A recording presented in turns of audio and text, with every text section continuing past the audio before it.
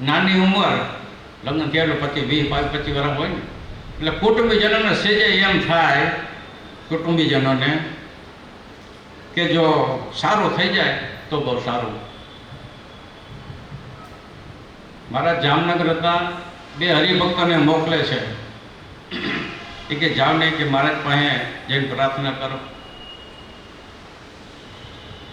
હવે બહુ પ્રાર્થના કરે ને આયુષ ન હોય તો પછી ભગવાન એમ ના ન પાડે. બહુ પ્રાર્થના કરી એટલી મહારાજે કાચની શીશીમાં પ્રસાદીનું પાણી દીધું કે હાલો આલ્યો આ પ્રસાદીનું પાણી લઈ જાઓ, એને પીજો, જો પીએ તો એને સારું થઈ જશે. એટલે આ બધા રાજી થઈ ગયા બે. અને એ શીશીને એટલી બધી જામનગરથી લઈને ટ્રેનમાં બેઠા અને એવી મીટિંગ કે રાખી એને ફારી હોય ને માથાનું ફાર્યું એટલે એને ઈજા ન થાય આવી રાખી. સંભાળીને લીધે લેવા. પણ હવે એ શીશી કઈ ખૂટી ગઈ, રસ્તામાં કેમ થયું ખબર ન પડી. આમ જ્યારે ધોત્યું ફાર્યું જે ભીનું લાગ્યું ને તે જોઈ તો કે આ તો શીશી ખૂટી ગઈ, પાણી વહી ગયું. તો કહે છે કે આમ ગોટો વાળીને આમ આમ પકડી રાખ્યું એ ફાર્યું કે ભીનું, એમાંથી ક્યાંક ટીપા પડે તો પ્રસાદનું પાણી તો મળી જાય. કારણ કે ઘરે પછી ફારીમાંથી પાણીની ટીપો નીકળીને હુકાઈ ગયું, પાણી પહોંચ્યું નહીં. વિચાર કરો, ભગવાનની ઈચ્છા હોય તો બધું થઈ જાય. પણ જે આયુષ નહોતું અને ભગવાન એને સુખ દેવાનું પોતાના ધામમાં જે વચન આપી દીધું હતું કે આ દિવસને 10:30 હું આવીશ અને એને ધામમાં લઈ જઈશ. તો મંથલીની અંદર જે ટાઈમ થયો ત્યારે એ એના બાપુજીને કહે છે કે હવે શાસ્ત્રી મહારાજ કહેતા ત્યારે અનાદિ શ્રી કૃષ્ણ નારાયણ ન કહેતા બધાય, પણ કે શાસ્ત્રી મહારાજ આવ્યા છે અને હું ધામમાં જાઉં છું. હાલમાં એ એના ભાઈએ ધામ આવી ગયો હતો, પણ એમના દીકરા થકી કે એના ઘરના થકી વાત સાંભળો તો તમને ખબર પડે કે આ હકીકત છે. એટલે મહારાજ કે અંતે એ કમાણી કરી કહેવાય. શું કર્યું કહેવાય? અંતે કમાણી કરી કહેવાય. ભગવાન અને સત્પુરુષ બે ભેગા થઈને આવે તો મારે કે એથી બીજી ઉત્તમ વાતો કઈ છે અને એથી મોટી બીજી પ્રાપ્તિ પણ કઈ છે. પણ શેને કરીને આવે છે? તો કે એની ભક્તિએ કરીને આવે છે. શેને કરીને આવે છે? એની ભક્તિએ કરીને આવે છે. મારે કે આવું સાધન સાધી લેવું અને બીજાના ઓથ લેવો અને બીજાની વાતથી એને આનંદ માનવો કે એને એવું કર્યું છે તો આપણે પણ એવું જ કરવું છે. તો આપણે ભગવાન અને સંત કેમ ન આવે? આપણે 2 દી પહેલાં ભણવાની વાત થઈ તો કે એને ભગવાન દર્શન દે તો આપણે ન દઈએ? એવો મરણીયો થયો તો ભગવાનને તરત આવું પણ વિષ્ણુ રૂપે એને દર્શન દીધા ને. તો અનાદિ શ્રી કૃષ્ણ નારાયણ કે હું જેને જેને વચન મેં આપ્યા છે ને અને જે કોઈ મારે સરને થયા છે ને એ હું ને મારા સત્પુરુષો બંને આવીને એને ધામમાં તેડી જાય છે. વિચાર કરો કે આવો દયાળુ ભગવાન બીજો ક્યાં તપસ્યા કરી જાય છે કે એના માટે ક્યાં વન વિચરણ કરવું પડે એવું છે, ક્યાં વનમાં ફળફળ ખાઈને જિંદગી કાઢવી પડે એવું છે, ક્યાં ઊંધા માથે પાણીમાં તપસ્યા કરવી પડે છે. કાંઈ કરવું પડતું નથી. ભગવાન કે મને તમે થોડુંક આપશો ને તોય હું અનંત ગણું સ્વીકારીશ. થોડુંક શું આપવું છે? જે તમારી મહારાજ આગળ એમાં ઘણું બધું લખ્યું, તન મન ને ધન.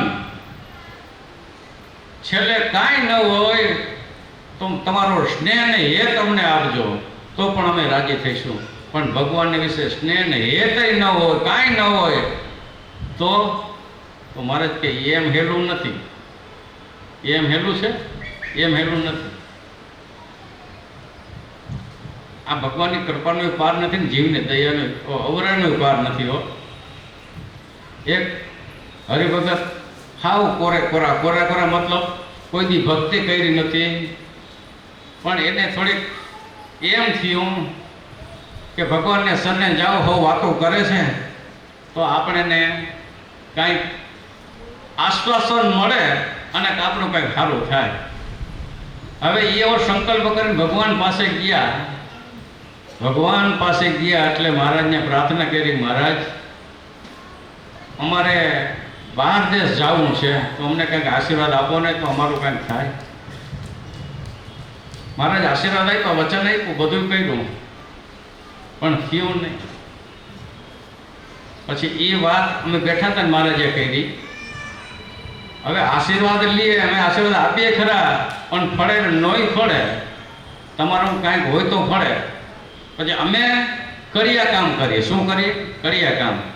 એટલે અમને સમજે એવી મહારાજે કેવી વાત કરી એ કે તમે કરિયા કામ કરતા હોય અને ઓલો સિમેન્ટનો માલ મારતા હો, પણ કે હાવ કોરે કોરી દિવાલ હોય, હાવ કોરે કોરી, અને એમાં તમે માલ મારો તો ચોટે ખરો કીએ?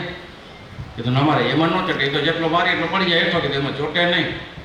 તો હાવ કોરે કોરું હોય, કાંઈ દાન પુણ્ય ન કર્યું હોય, કોઈ ભગવાનનું ભક્તિ ન કરી હોય અને કાંઈ ન કર્યું હોય, ભગવાન અર્થે સંત અર્થે કોઈ પરોપકારનું કાર્ય પણ ન કર્યું હોય તો એ આશીર્વાદ એને ચોટતા નથી. એટલે મારે કીધું ભીની દિવાલ એટલે તો મારા કે મજબૂત થાય ને. ભીની દિવાલ એટલે ભગવાન અર્થે કાંઈ કર્યું હોય, સંત અર્થે કર્યું હોય, કંઈક ભક્તિ કરી, માળા ફેરવી, દાન પુણ્ય કર્યું હોય, જો કાંઈ કર્યું ને થોડું ભીનું કહેવાય તો ભગવાનના આશીર્વાદ પડ્યા વગર રહેતા નથી.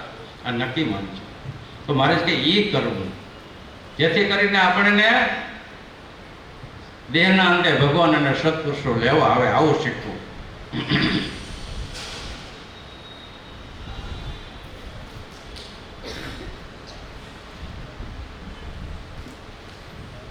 સાધુ સત્સંગી હરિભક્ત થયા અને ભગવાન સંભાળ લેવા ન આવે તો કઈ કમાણી કરી. બીજાનું જોવા માંડ્યો પણ પોતાનો લાભને ન જોયો તો જોઈ જોઈને શું કર્યું? બીજાનું બધાને જોયા કર્યું. આ જીવનો સ્વભાવ છે, આ માલિકોનો ભાવ એવો છે, બીજાનું જોયા કરે પણ પોતાનું શું છે એમ કોઈ નથી જોતું, કે મારો શું છે, મારો કેમ છે. ઓલા ગામના પટેલે જેવી વાત થાય, એ ગામના પટેલે ગાડી જોડીને હટાણું કરવા જતા હતા. ગામના પટેલિયા તે આડો પાડોશના બધા કે પટેલ જાય છે તો હાલનો હું કહે મગવી લે થોડું થોડું. બાપાને કે અમારો હાલ લઈ આવજો ને, અમારો હાલ લઈ આવજો ને, અમારો હાલ લઈ આવજો ને.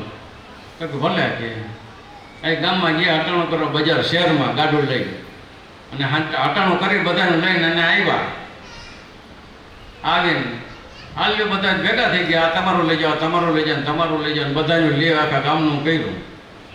એને ઘરના અહીંયા ઊભા હતા તો કે આપણું, એટલે કે આપણું તો ભૂલાઈ ગયું હતું. તો તમે ગાડું જોડી તો આપણું ગયા હતા, તે આપણું ક્યાં? તો કે આપણું તો ભૂલાઈ ગયા. તો કે ગામનું જ કર્યું. આજ કે જીવનો સ્વભાવ છે બીજાનું કરે, બીજાનું જોયા કરે પણ પોતે પોતાને નથી જોતો કે હું શું કરું છું. આજ કે આવો અભ્યાસ કરવો, પહેલાં ગુણાતીતાનંદ સ્વામીએ કલમ લખી કે પોતે પહેલાં પોતાનો ગુરુ થવું, કે મારામાં કાંઈ દોષ છે કે નથી. જો હોય તેને દોષ કરવાનો પ્રયત્ન કરવો. પણ ક્યાં થાય કે આવી ભગવાન સ્વરૂપ સંબંધી જો કાંઈ જ્ઞાન વાર્તા, કથા વાર્તા સત્સંગમાં ક્યાંક બેઠા હોય અને જો વિચારતા હોય ને તો થાય છે, નકર થતા નથી. આ નથી માનું.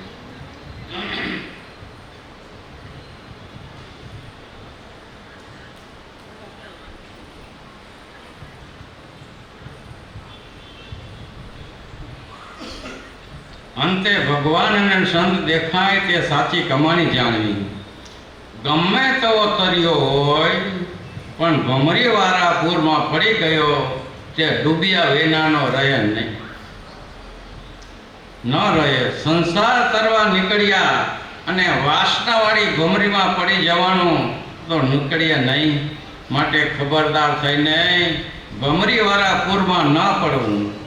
કેડે દોરડું બાંધ્યું હોય તો કોઈ તાણીને પણ તારે. જીવમાં સંત બાંધ્યા હોય તો ભગવાન તાણીને પણ તારે.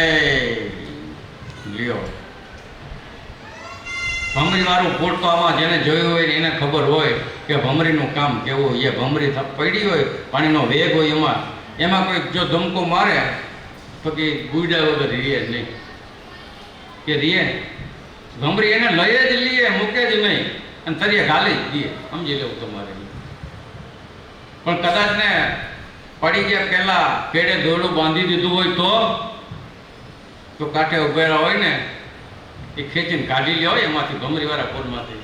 એમાં સંસારની ભમરી એવી જબરી છે, એમાંથી કોઈ નીકળી શકે તેમ નથી. જો પણ ભગવાન કે સંતને જીવની અંદર રાખાય, સંતને જીવનની અંદર રાખાય છે તો સંસાર રૂપી જે ભમરી છે એની અંદર જો પડ્યા હશો તો એ ભગવાન જરૂર તમને તાણીને તારશે એમ કહે શાસ્ત્ર. પણ રાખવા જોઈએ, રાખ્યા વગર નહીં થાય, એમનેમ નહીં થાય.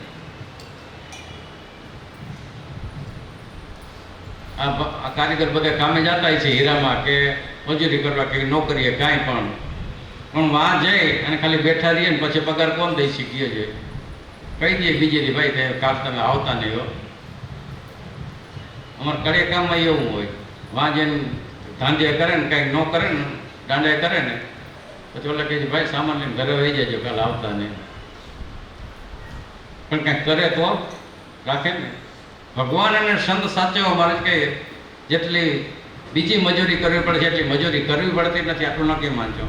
ભગવાન કે જાજી નહીં તો કાંઈ નહીં, મારા અર્થે જે 24 કલાક જે મેં આપ્યા છે એમાંથી કલાક દિલથી 2-4 કલાક જો મારે અર્થે કરશો ને તો હું એને કોઈ દિવસ ક્યાંય ગુડવા નહીં દઉં અને તારી લઈશ. જાજુ ન કરો તો કાંઈ નહીં. આટલું તુલસીદાસે એ કેડી પર લખી, આધી મેસે ભી બુનિયાદ, પણ અડધારી પણ અડધી જો કોઈ કરશે ને તોય કે મારા તનના ચામડા એને સિલાઈને હું પહેરાવીશ.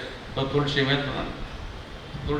તુલસીદાસને કેટલો ભગવાનનો મહિમા કે મારા ઈષ્ટ દેવનું જો કોઈ નામ લે ને તો મારા તનના ચામડાના જોડાઈને હું સેવડાવી દઉં. વિચાર કરો ભગવાનનો મહિમા કેટલો એને. તો મહારાજ કે આવા જે વચનો જે શાસ્ત્રની અંદર લખ્યા છે એ જો આપણે આસ્તિક છે, નાસ્તિક નથી, એક વસ્તુ નક્કીમાં જો આપણે આશ્રિત છે ભગવાનના, તો આ વસ્તુ કોઈ દિવસ ન ભૂલાઈ જાય એના માટે અનુસંધાન રાખવું હોય તો આપણે જ રાખી શકીએ, બીજો કોઈ ન. આડાવડું ન જોયું, આડાવડું જોયા કરે તો કે એક્સિડન્ટ થઈ જાય. આપણે આપણી લાઈનમાં આવેલું જવાય. ફલાણાને આવી મોટર આવી ગાડી બંગલા ફલાણું ઢીકણું બીજાનું જ જોયા કરીએ, પણ એ તો એવી એના મોજ શોખમાં પડતા હોય ને ફરતા હોય જે કાંઈ હોય, પણ એનામાં ભક્તિ કેટલી છે કોઈ જોયું. એટલે મહારાજને આમાં લખવું પડ્યું કે રાજા રાજગાદી ભોગવે પણ છેવટે શું કર્યું કે એમ નથી કરવું. એ આપણે નથી કરવું અને ભગવાન અને સત્પુરુષો રાજી થઈ ભગવાનના ધામમાં તેડી જાય એવું આપણે કરવું છે. પણ એ રાજીપા મહારાજ કે લેતા આવડવા જોઈએ. ભગવાન સત્પુરુષો માવતરના પણ રાજીપા લેવા જોયો. માવતરના રાજીપા જો ન લીધા હોય તો પણ નુકસાનકારક છે, હાનિકારક છે એવું પણ નક્કી માનજો. શાસ્ત્રમાં એના ઉલ્લેખો ઘણા છે. આપણે પૂજ્યપાદ વેલજી ભગત એક બહુ વાત કરતા. કોની વાત કરતા? મહામુવા. મહામુવા એવા હરિભગત હતા, એનો ક્યાંય ભેગું થતો નહોતું. પછી એને સંતને પ્રાર્થના કરી. સંતનું નામ હતું બાલ મુકુંદા દાસજી. કે મા બાપ કે ભેગું થતું નથી, હવે કંઈક રોટલા ભેગો થાવ એવું કરો. તો મહારાજ કે સ્વામી કે શું કરો છો? તો કે આ દારિયા લઈ અને વેચું છું ને એવું કામ કરું છું કાંઈ. તો કે આજ 5 રૂપિયાના દારે લેવો અને ધંધો ચાલુ કરો. 5 રૂપિયા દારિયા લેવા, એના 10 રૂપિયા થયા, 10ના 20 થયા, 20ના 40 થયા. થોડોક સામાન્ય ગ્રાહક ઠીક હાલે એવો વ્યવહાર થોડોક ચાલુ થઈ ગયો. પછી સ્વામીને પાસે ગયા. પછી હવે કેમ છે? તો કે સારું છે. તો સ્વામી કે એમ કરો ને, હમણાં કરાચીમાં કામ બહુ ખુલ્લું છે, કરાચીમાં અહીંયા વયા જાય. પણ સ્વામી મને કંઈ આવડતું નથી, કાંઈ છે ને એ કામ જાણતો નથી કે તોય તો કે બધું શીખાઈ જાય છે. હવે વાં જઈને મહિના કડિયા કામ કરવા અને શીખી ગયા, બધું થઈ ગયું. પેલા કડિયા ટોપીને કોટ ને એ પહેરીને લગભગ વધારે કામ કરતા. હવે વાં જ્યાં અહીંયાથી ગયા અને કામ આવડી ગયું, ત્યાં થોડોક ટાઈમ થયા તો કે સામે હાલ્યા જતા હતા. એમાં ઓલા તે વખતે ત્યાં કામ કરાવનારા અંગ્રેજો હતા. એ ગોરિયા મહિલા એને કે શું કામ કરો છો? તો કે કડિયાનું કે મિસ્ત્રી કામ કરી છીએ અમે. તો કે અમારે કેટલાય બંગલા પડ્યા છે, તો કે એનું કામ કરવું છે, તો તમે કરી દો. હવે આ તે તો માપતાલમાં તો કાંઈ ખબર પડે નહીં, કામ જ શીખાતા માન એમાં. તો કે હાલો કરી દે. તો એ જી ભાવ દિયો ને જી દીધો એ કે મહિના કરવા તેમાં ખૂબ કમાણા. તે વળી બીજા એવા આવ્યા તે કે અમારું કામ કરી દો. તો એમાંથી ને પછી કે બહુ વિસ્તાર કરી વાત કરી, ગાડી થઈ, ભૈડિયા થયા, વાં શેઠ કહેવા માંડ્યા, આવા જબરા થઈ ગયા. પણ એને અનુસંધાન એક રાખ્યું હતું. એને શું રાખ્યું હતું અનુસંધાન? કે જ્યાં એ સાંજે જમવા બેસતા ને રસોડામાં, ત્યાં એક ખીલ્લી ખોઈડી હતી. ખીલ્લીમાં પોતાનો ટોપી અને એક ચુનાડ્યું કે ટીંગાડી રાખતા કાયમને માટે. શું રાખતા? કોટ, ટોપી અને ચુનાડ્યું કે કાયમને માટે એ અહીંયા ટીંગાડી રાખતા. એટલે જમવા બેસે એટલે એને દેખાય અને આમ દ્રષ્ટિ કરે. મારી સ્થિતિ આ હતી, મારી પોઝિશન આવી હતી, પણ આ સંત